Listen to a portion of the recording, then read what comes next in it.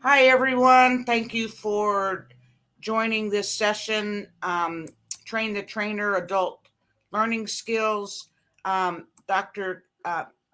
We have some housekeeping that we'd like to do. First is the PowerPoint slides are linked in the session description below. For Q&A, please use the questions for the speakers. We will have time at the end to address some of those questions. Chat is there for this discussion topic and any other logistical or technical questions. If you're having audio or video issues, please refresh your web page. This session is being recorded and will be available shortly after the session ends and for 30 days following the conference. And please, please, please complete the evaluation for this session, which is linked in the session description below. I'm Carol Scott with the National Ombudsman Resource Center, and I'm pleased to introduce our speakers for today. Dr. Karen Fortuna is an assistant professor of psychiatry at Dartmouth College. Dr. Fortuna works in equal partnership with older adult peer support specialists in the United States, Canada, Europe, Australia, and New Zealand in co-producing and empirically testing digital peer support technologies and trainings. Whoa, you'll maybe have to explain that someday, what all that meant. Jamie Freshy was formerly the Illinois State Long-Term Care Ombudsman and previously worked as an ombudsman in the field and as a supervisor for a total of 15 years.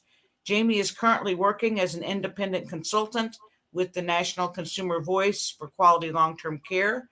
She is the principal author of the new certification training for long-term care ombudsman. And I'm real excited about the information that we're going to learn today. This is all in preparation for those of you that will be training ombudsmen and other trainers of other types of people. But anyway, want to turn it over at this point to Karen. Thank you so much for being here. Great. Thank you so much for having me. And thanks for the lovely introduction as well. What all of that translated to is that I work with older adults as partners in developing technologies and also trainings and how to train others how to use and integrate certain types of technologies like smartphone apps, tablets, video games in some cases. And so we have a really great partnership with people all over the world. And so we have a lot of great programs. And so here today, we're going to talk about how we could optimize learning among older adults in using technology. So I'm going to talk about what are the theories around learning. Because we could teach something to someone, but that doesn't mean that they actually will learn and will use the knowledge. And so we'll talk about ways that we could promote that learning and mastery of skills. And so today, some of these things may apply to yourself, and they also may apply to people that you work with or support as well. So I encourage you to think about how these types of learnings would facilitate your own uptake, and then also people that you work with as well. So if we could head off to the next slide. Great. So let me tell you about the story of Bonnie Wiesen, and we're just going to start off with Bonnie here. And here, this was from Bloomberg, in that during the pandemic, early on in the pandemic, Bonnie Wiesen, she lived through San Francisco's 1989 earthquake. And even after watching the piece of chimney break through her living room window, it didn't prepare her to live alone during the global pandemic. Again, this was early on. Weiss is nearly 80 years old, She has no children. Her partner, who's ill and more susceptible to catching the coronavirus, lives 30 miles away. Bonnie wishes she could hug or cuddle or hold hands with him or just anyone. But San Francisco just extended its shelter in place, so at least until the end of May, that will be impossible. She stated, "We're all going through it together," she said. "That's the only thing that's a little consoling." And what Bonnie had done in early on in the pandemic, and again, this was last year, she had these challenges and she wanted to reach out to her partner or at least other people around her. And what she had learned was that she could use technology to reach other individuals. And so she began to join classes using video conferencing software. And these classes were around cooking and things that Bonnie really enjoyed. And then she began to feel connected. And this was the impetus for her to engage in actual using of technology. Now, she wasn't using video games or any, sophisticated software and whatnot. This was video conferencing. And it completely changed Bonnie's life because she was able to develop connections in the things that she loved to do, so cooking, and then also reaching out to her partner as well. And so we have found this with the pandemic that many older adults have engaged in using technology. And if you could go to the next slide, please. And in doing so, the reason in doing so was to reach out to friends and family members. And so that is one of the motivations for older adults to engage in actual different types of technology. And again, they can range from so many different types of things, from using Amazon Alexa to using Netflix. For some, they're using some apps around mental health and physical health. Others, such as the gaming grandma, she's engaging in video games and has a whole community. And if you look her up, the gaming grandma, she has 1 million followers who follow her in all the video games. And so a lot of that is about really developing connections with people. So if we know the motivation in using technology, we can tap into that. And so here too, what are individuals' preferences around learning how to use different types of technology? And so preferences are really important because this is a way that we facilitate our own learning. If I preferred to learn from reading a book rather than watching a video, I'm going to engage more in if it's offered to me in a book versus a video. And so here, this is about we can engage people if we align well with what their preferences are. So when asked, who do older adults want to be taught by? Well, the majority of which, 32%, they want to teach themselves. Older adults have gone through a lifetime of themselves, and they have developed the expertise. Maybe it's not in technology, but they're self-sufficient. And as individuals age as well, people want to maintain their dignity. Yes, of course I can teach myself. And so here's one thing we could potentially tap into as well, and this is around experiential learning, and I'll speak to that momentarily. And then also 24% would be preferred to be taught by a family member or a peer. And so a peer would be someone who is similar to themselves, maybe similar in the same age, and they could share the greatness of technology, and then also the challenges with it as well, because it's not all great. There's always some glitches or whatnot, and so. And then also family members as well. And so when we're working with people and training individuals, we can think about, well, who's home with the person?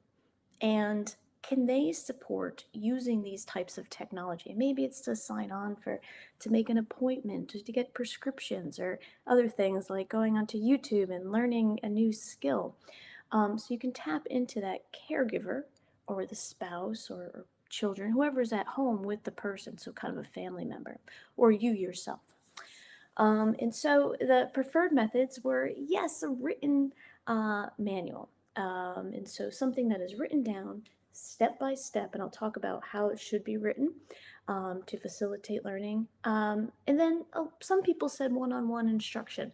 But again, this written manual is something that people can go to when you're not there, and they're self-reliant, and so they can figure this out themselves. And again, I'll talk about how that should be written to promote learning and whatnot. And then also, 50% of participants said they'd like training on technologies at the actual time of purchase. Does anyone have a loved one, or maybe them themselves, who ordered a technology, and maybe it's just sitting in the corner and it's been sitting there for years, and maybe it's still in the box? And actually, as I say this, I have this technology right here just sitting in the box next to me that I got like 3 weeks ago. So if anyone can relate to that, people would want it, at least training at the time of purchase. And then 22% said training upon the first use of the actual technology. And so the preferred locations among older adults is in physical locations. Stores, companies, senior centers, libraries, in the home, or also in school. And so this study didn't ask about, well, do you want training virtually?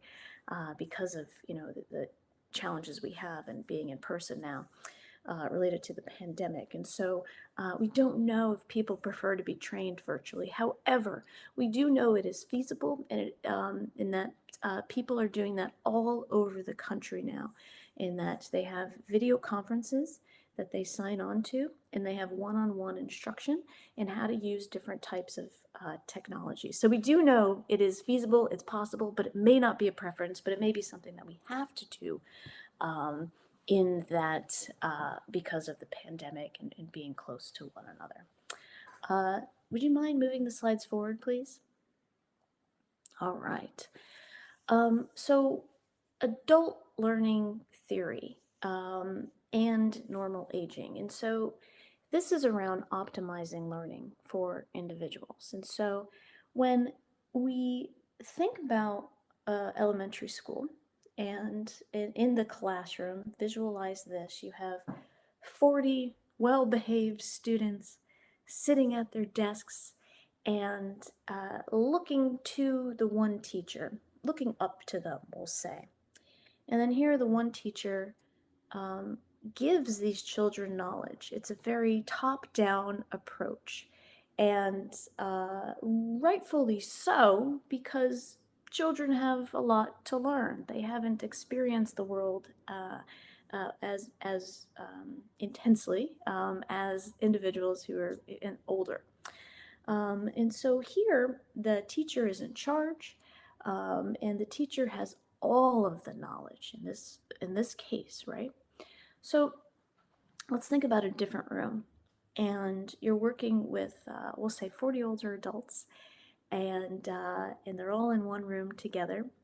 And here, older adults, they come to the location with so much experience, so much knowledge, things that they could tap into that could build the learning with one another.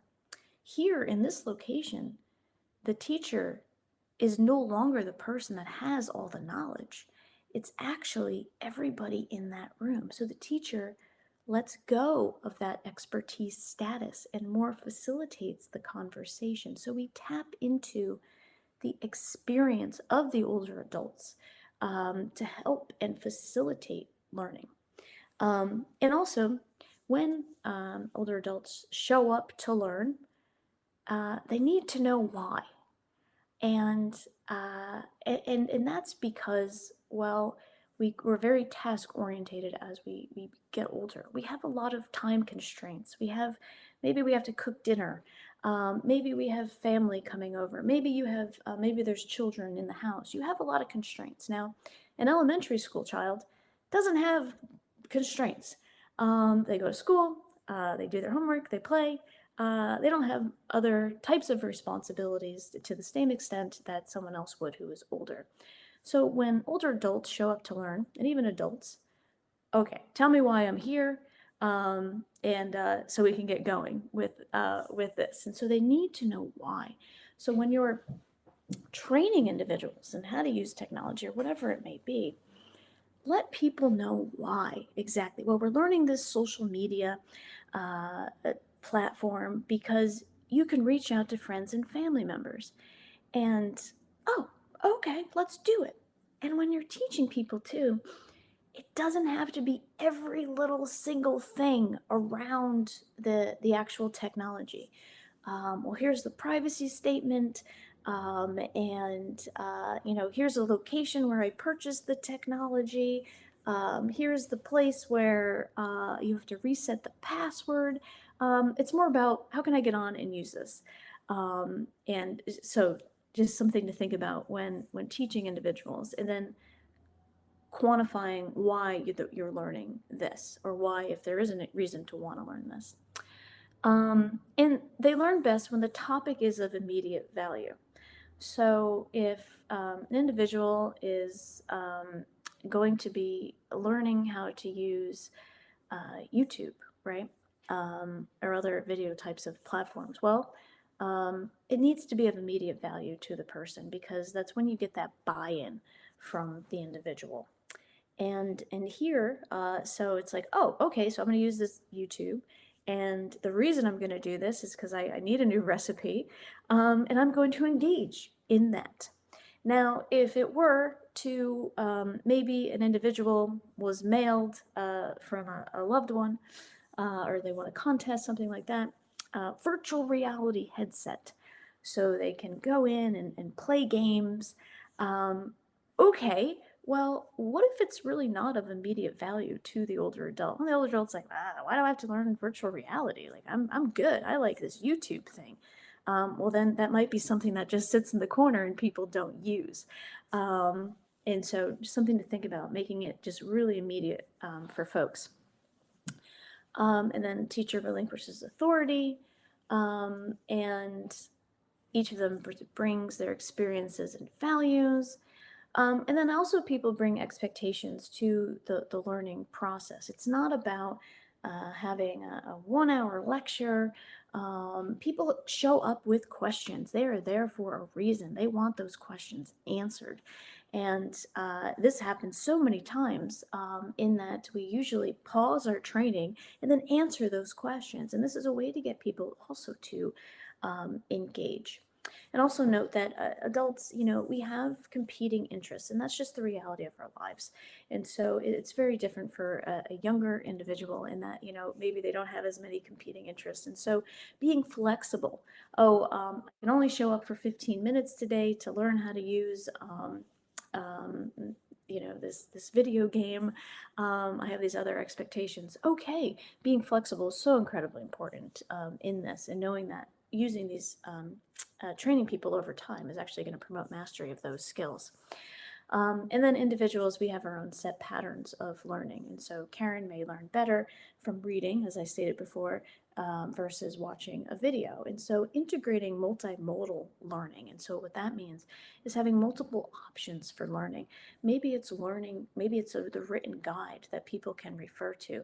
Maybe people want to write down their own steps. Maybe people want a video of the actual process so they can go back to themselves. And so some organizations, they have whole resources and repositories about maybe it's video conferencing, maybe it's setting up an email, and so people can go to that when they want to, and when they have the time to, as well. And then within that, offer many different ways that people can learn. Maybe a way to download a manual, encourage people to write down steps, having a video, and then encouraging people to go off and do it for themselves as well, after people have learned the beginning parts of that. And then, yes, normal age-related changes to cognition, memory, and dexterity. So we go to the next slide, please. And then we're going to talk about how do we offset some of these normal age-related changes in our actual learning. So one of which, and this is all normal. These things happen. As we age, this will happen to all of us. And so one of which is memory. And so our capacity for memory will change over time, and that is completely normal.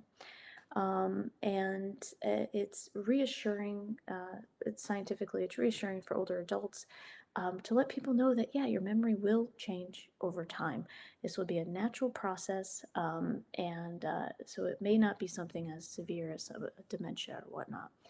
And so with memory, what we can do when we're teaching people something or working with them as partners and learning how to use something, um, we can offset potential memory challenges. And no, too, you don't have to be an older adult to have challenges with memory as well, right?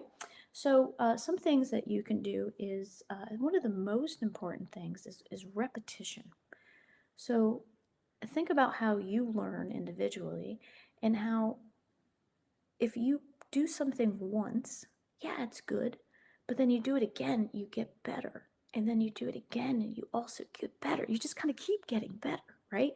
So repetition. So actually, when we build our apps to train older adults in mental health and physical health and social health, self-management, we actually build in repetition, so people can master those skills. So even if you're going to film a video or you're working with people, go through things a couple times and have it over a series of times so people have time to go out and do it themselves and then come back and practice again. So repetition is one of the major things that you can do for that. Also, I have notes next to me, and so for one thing you can do as well is have or encourage other individuals to write notes about the steps, so people can go back to that. Now, we don't want people to always have to seek out support from other people on how to learn. We want older adults to become empowered so they can do these things without the support of another person. And so, yes, there's going to be variation in that. But one thing we can do is have a list. And so people can write down steps and then they can go back to that at a later time point. And also with memory, where did I put my list, right? So something to think about as well, that may happen. And so what we also recommend is that maybe this list is around the actual technology and maybe taped in a certain location. So maybe if it's email, maybe it's actually on the actual computer so people could look at it right there as they're going on to the computer. And so that's just ways to offset these memory challenges. Now, processing speed as well.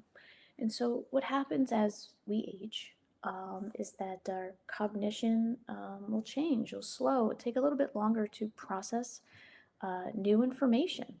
And if an individual is also potentially on antipsychotics, and so if they're an older adult with a diagnosis of a serious mental illness, that could even slow the processing speed even more for individuals. Okay, so how do we offset that? Well, one thing we can do is one of the best things we can do is to talk slowly and to use single structure sentences, meaning that each sentence has one topic. And when we are working with people and teaching people, just focus in on one topic. And so here, maybe it's signing up for email, and that's the one topic, just signing up. Maybe it's not about making an address book, it's just about signing up. So doing that processing speed, slowing things down, could really offset the processing speed challenges that older adults have and/or people who are on antipsychotic medication. And so what's really interesting And I usually do this for presentations, but I won't do this because it's so incredibly awkward, in that you ask a question and you literally wait 30 seconds to 1 minute in between your questions when working with an individual who has changes in their processing speed. And we do assessments with older adults around mental health challenges or technology literacy. And these assessments, we ask, what is your experience with technology? And then we wait 30 seconds to 1 minute. I usually make us wait on these presentations, but it's so awkward I won't have us do it. But take a moment, maybe after this, and sit and look at a clock for 30 seconds and be silent. Or maybe even do that, during a meeting that you're on as well. It's a long time frame, but that is what is recommended, so we can allow people the time to think when we're working with them. Also, too, attention changes as well, and language. And so with attention span, it's about 20 seconds for the world. Doesn't matter if you're older or younger. And so what we do to promote attention into the work that we do is we'll change things up every 20 seconds or so. And so that actually, it's more about 2 minutes that we do, because 20 seconds is very quick. But just checking in with people. And so it's a way to bring people back to whatever the thing is that they're actually learning how to do. And then also we have executive functioning and language as well. So executive functioning is how we may reason around certain things, and this could change over time. And you could integrate all of these tools to offset those challenges as well. So having a book next to a person to write down steps, encouraging repetition, single structured types of sentences rather than complex sentences, and one topic at a time. Can you move the slides forward, please? And if anyone has any questions, let me know. So here's a way that it takes all of that we've already learned and turns it into the checklist right here. And I think everyone is going to have access to these slides. And so here's the checklist. And how do we take all of these adult learning theories and actually put them into practice? So it's easy. You just check things off.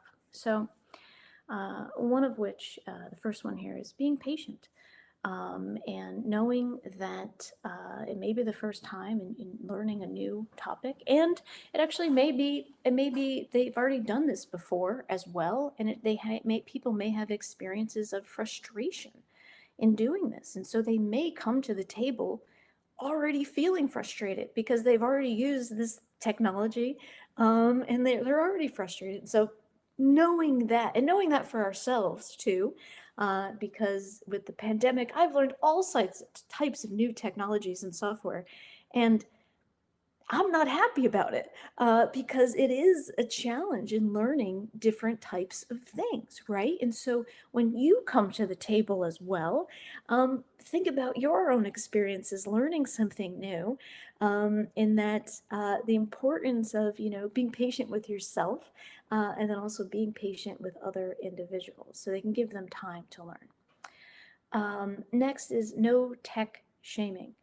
And so that is, we were all here at one point. And so statements like, what, you don't have a social media account? That could be perceived in a way to an individual as a shaming, right? And so we just kind of want to mitigate all of that so you can create a more of a welcoming environment. Oh, you haven't sent a text before? Well, no, I prefer the telephone. And so, where this also comes from as well is that when a lot of places require a video to be on when they're offering services for an individual. But let's think about potentially older adults who are homebound, maybe bedbound. Turning on a video in that situation, could be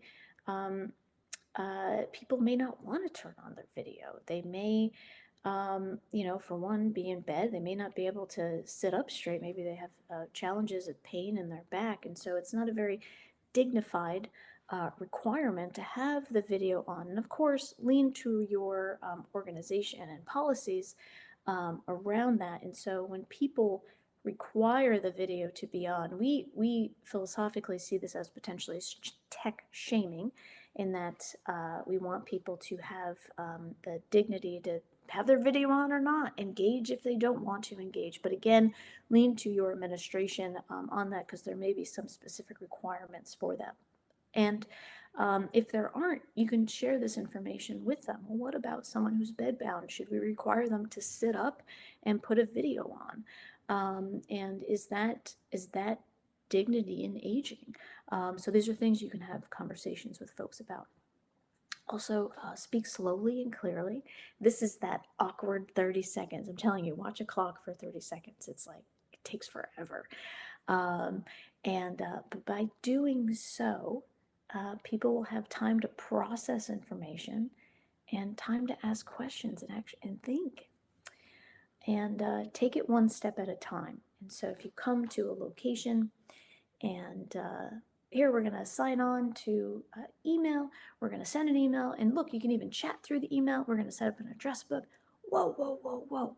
I just want to send an email to my grandchild, right? Or my partner. Like, I don't need to know all this other stuff. And so that could be overwhelming. And so just take it one step at a time. And you'll see that there's, you can look, and there's like 2-3 minute videos that are out there, and they're already out there. So maybe you may not have to create them yourselves, how to sign up for an email.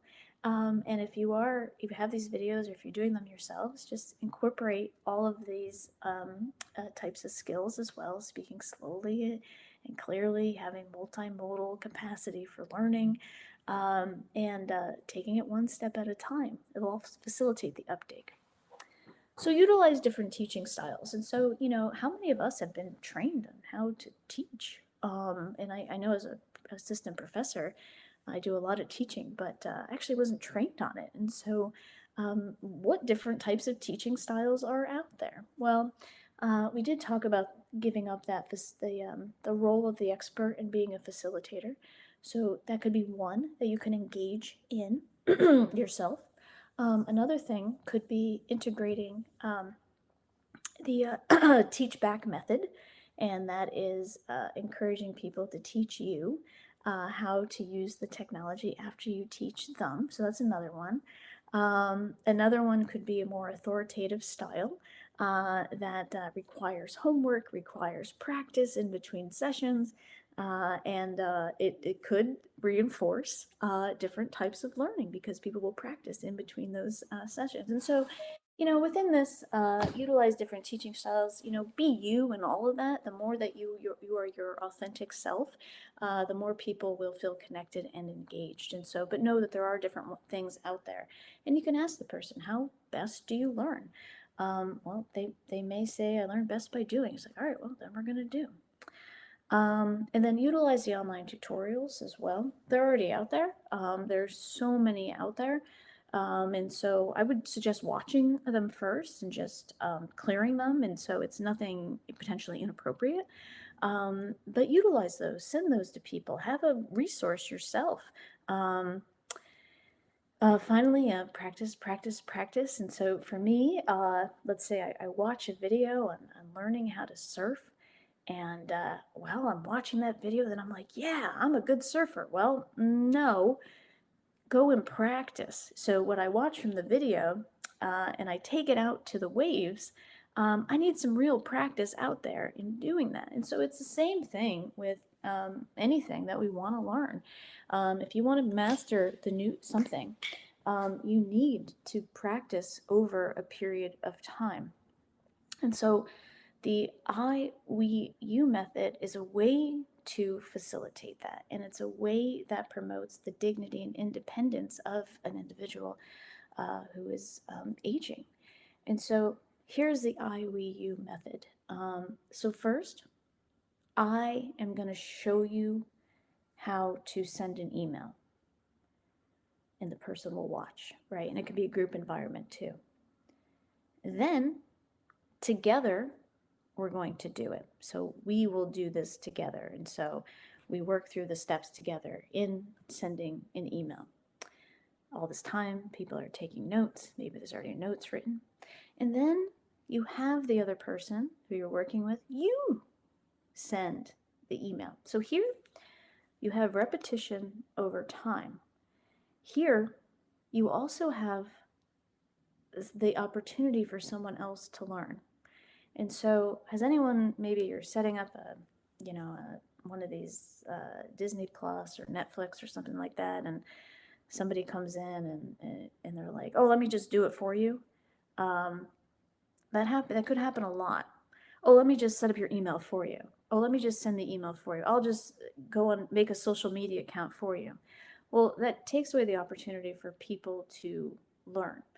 And so by having them do it, they have the opportunity to learn. And know that these things are going to take time as well. So that's the I, we, you method, which works really well in learning. And so you can incorporate this into your own lives and into your own services that you provide to individuals.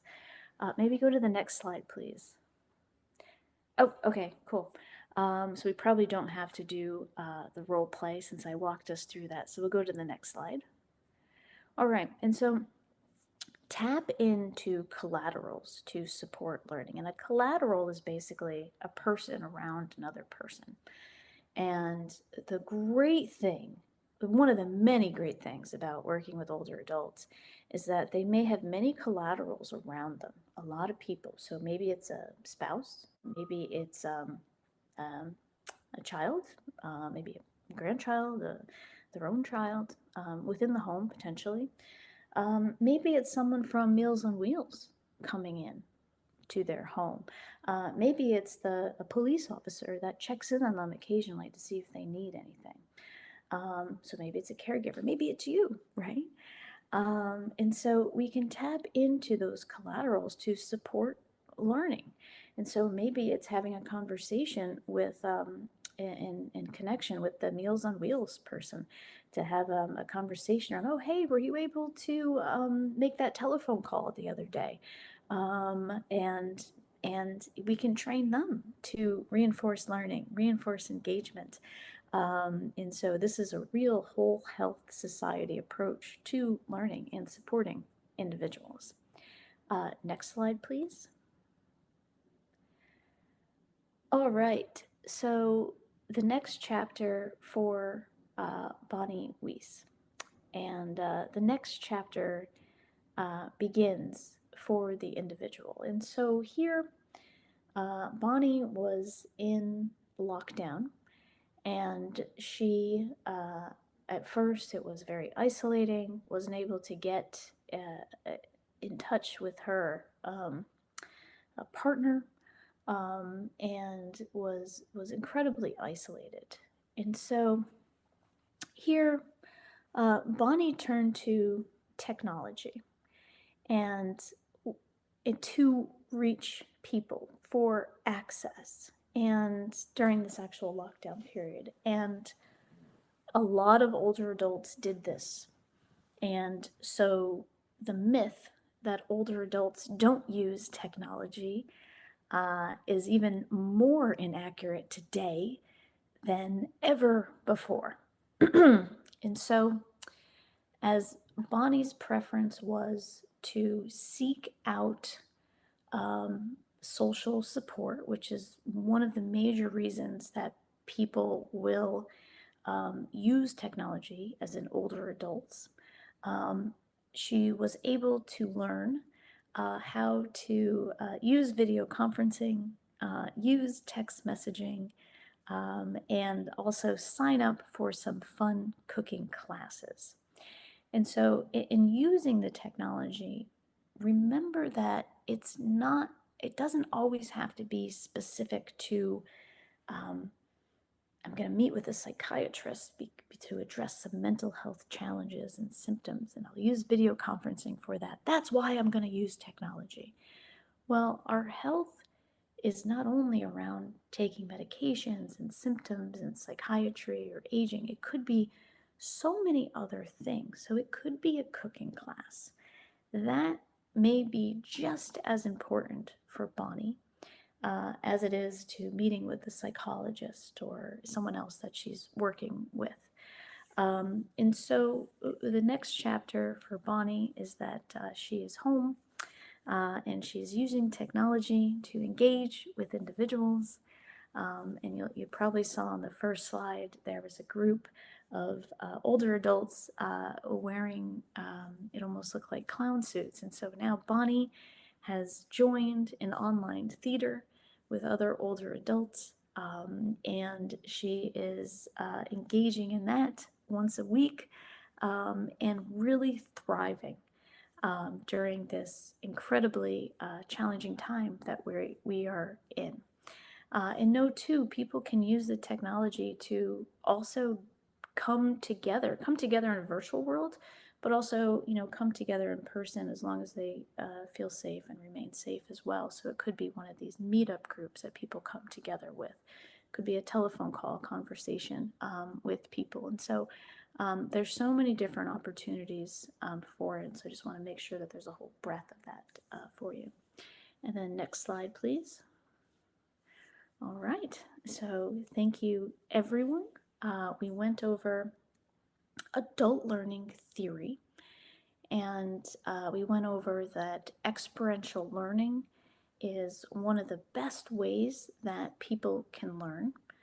We also had a checklist about integrating the I, we, you method to promote learning and mastery of skills. We also spoke to talking slowly to offset memory-based or offset social processing challenges as individuals age. And we can write things down and we can encourage people to have instructions for themselves to go back to. And we know that people will show up and like, I want to learn this specifically, so let's dive into this. They show up with purpose, which is incredibly important. And so integrating that checklist into whatever work that you're doing, maybe it's to use technology, maybe it's to learn how to surf. All of that can facilitate the uptake of knowledge and the retainment of the knowledge over a time span. So thank you.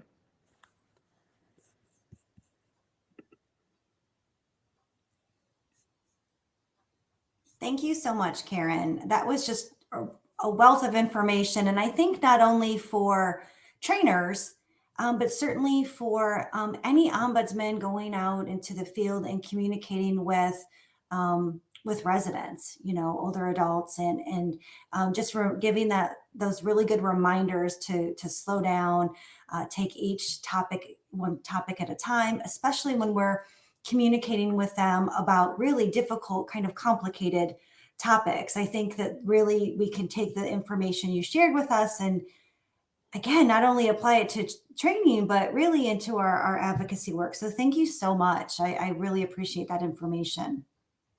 I'm Jamie Freshy. I'm here to talk about the Long-Term Care Ombudsman Program certification training, just to give you a teaser, I think, about the curriculum. And then I will be modeling one activity and how, as a trainer, you would use the technology, particularly if you're doing a virtual training, and how to conduct a specific activity throughout that. So next slide, please. Thank you. So we want to talk about the characteristics of adult learners. And I was really pleased as I was listening to Karen speak that as we were developing this particular training, we did really incorporate a lot of the key points that she had addressed, and knowing that people learn differently, that we do have adult learners that may be maybe freshly into their adulthood, or maybe, older adults, in trying to really think about who we're reaching out to, who we're training, and how people learn. We did have quite a task. We, of course, had to follow ACL's Long-Term Care Ombudsman Program training standards. And so that was our foundation. And we reached out to an adult education expert who we really took her recommendations and applied the principles of learning to develop what you will be seeing shortly in the with the training curriculum. So in the training, we did include large group discussion, small group discussion. We do have videos, there are role plays. And again, taking when Karen talked about using the experience of your attendees, we certainly want to make sure that when the attendees come to class, that it isn't just the trainer talking all of the time, that you get individuals involved in their group discussion. Some will speak up more in a large group, some will speak up more in a small group.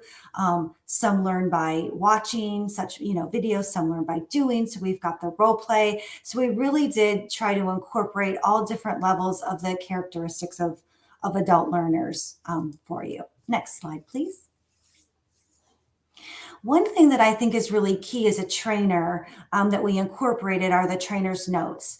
The trainer's notes are really intended to provide a guideline for all of the trainers. So, and hopefully cut out that anxiety that you might feel as a trainer and going through.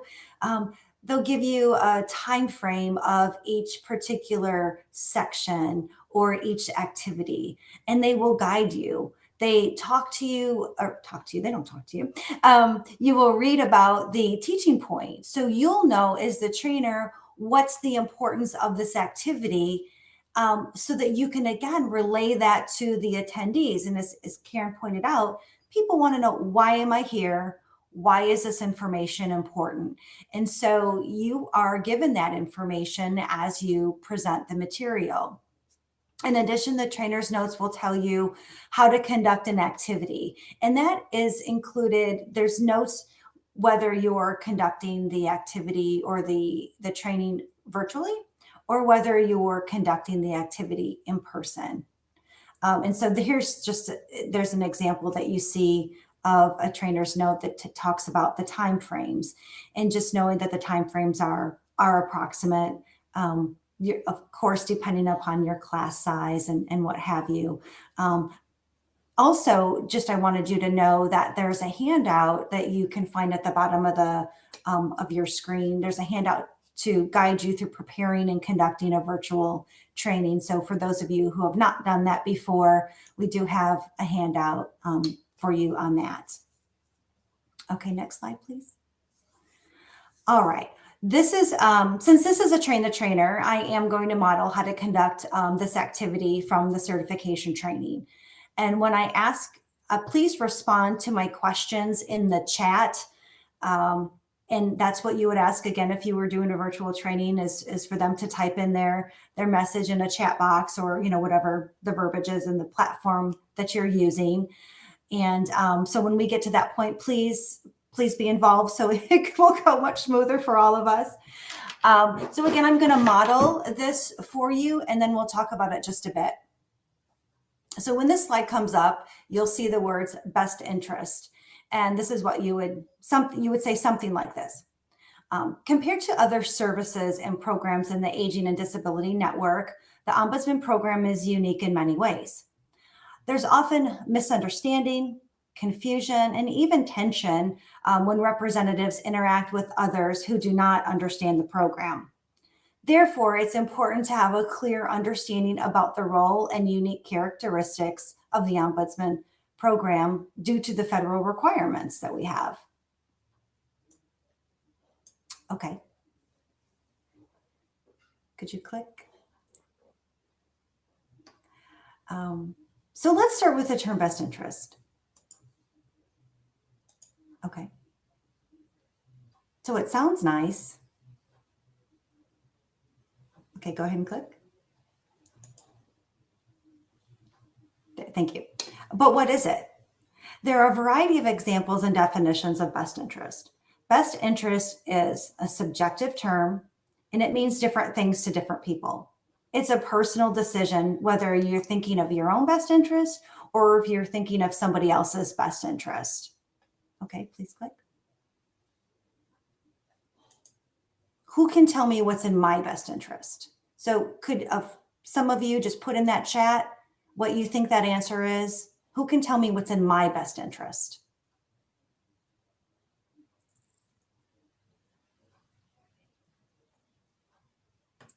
And it could, you could have answers that could go all over the board. You could be saying that no one can tell me what's in my best interest. Only me. Yes, Lisa, thank you. Only me.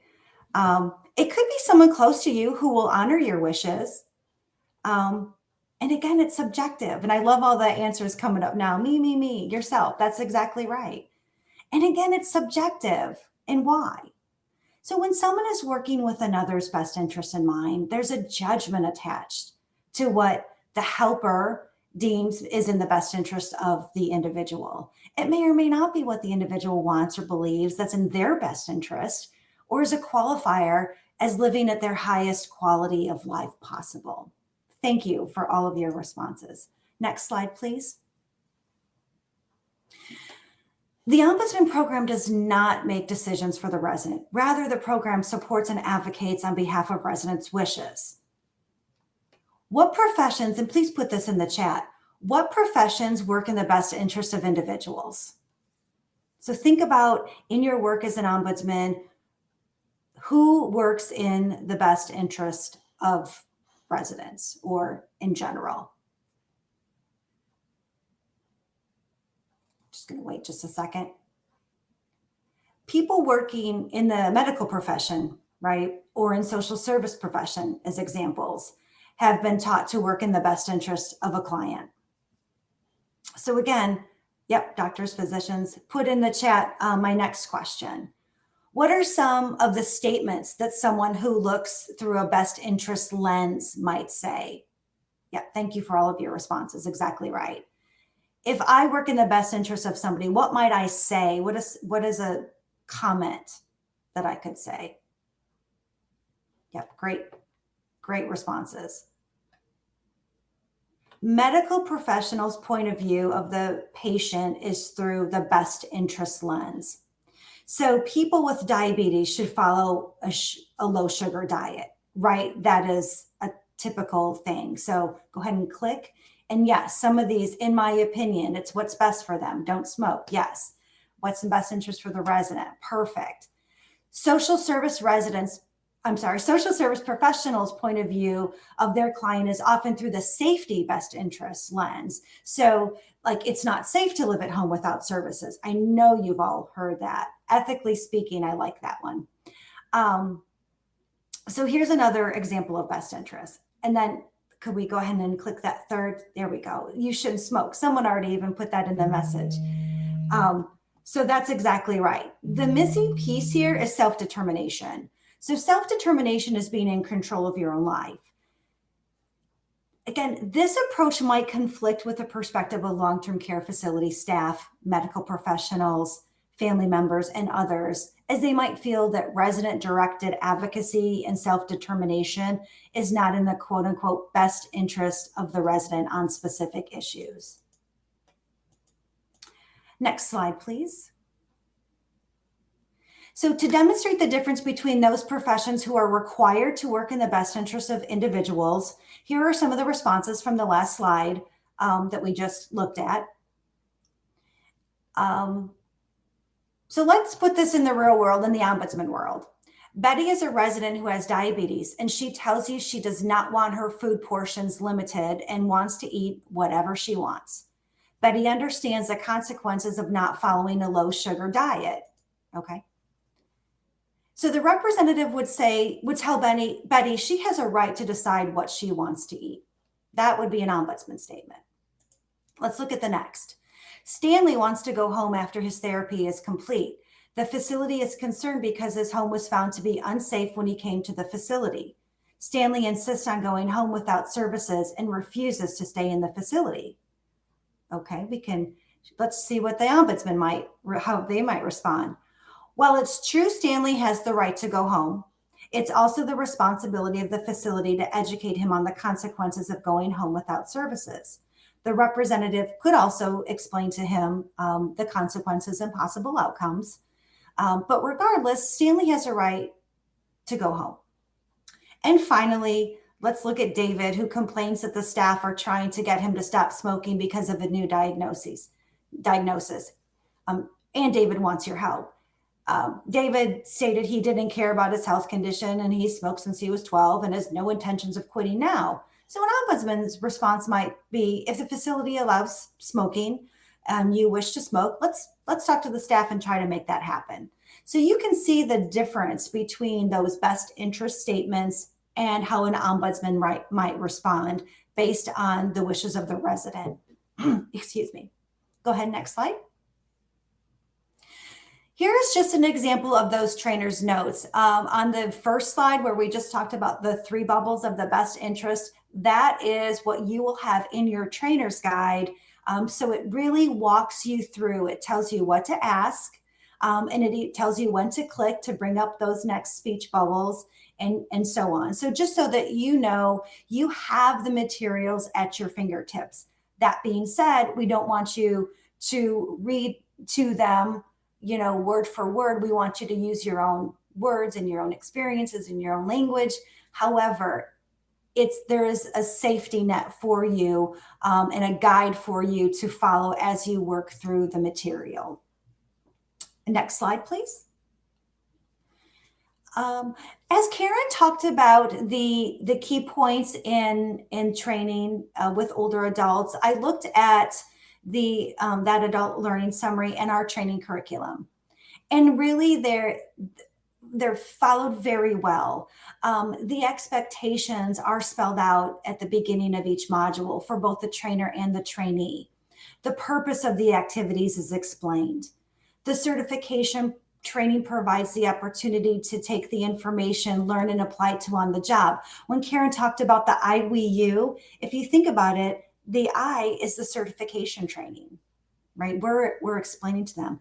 The we is both the certification and that shadowing or mentoring visits that accompany the training, the certification training, where you're doing it together and they're practicing how to. The you, hopefully you're incorporating that in your shadowing and your mentoring so that you have that marriage of the different learning applications. Each module provides concrete examples of ombudsman advocacy. And I know we have just a couple minutes left, but so you know that the information is built upon. It is repetitive, as Karen discussed. I know that you may be thinking you're saying things multiple times. You are, but it's only maybe the first, second, third, fourth time they've heard it. So please keep that in mind. We present the materials one step at a time. So it is layered throughout the training, starting with the most basic concepts. The curriculum, as we talked about, discovers different learning styles or covers different learning styles. And we do really want you to seek participants' past experiences and while you're processing questions and answers throughout. So I'm going to leave this very short time for questions. You can go to the next slide, Sam, if you wish. And any questions for any of us?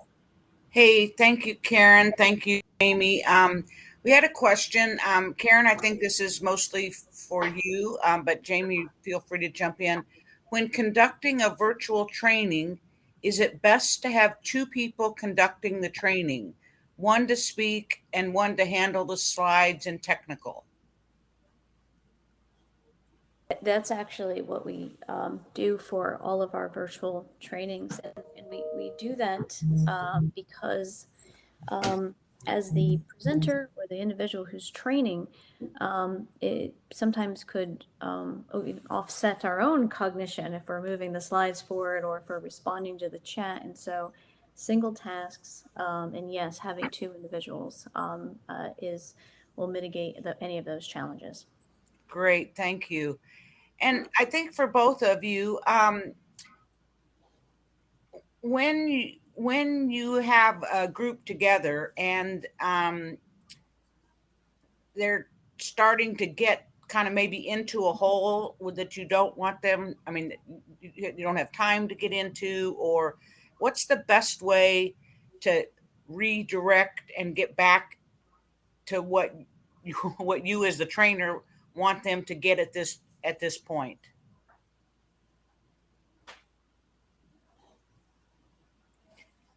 Did you want to respond or should I? You got 10 seconds. So Oh, sure. Well, I actually kind of just let people go, and then I pull them back because not sure that's the best way, but that gets people engaging, and we always get our tasks done. great. Hey, thank you both. Excellent information. And we hope this was helpful. Please fill out your evaluations. Bye-bye.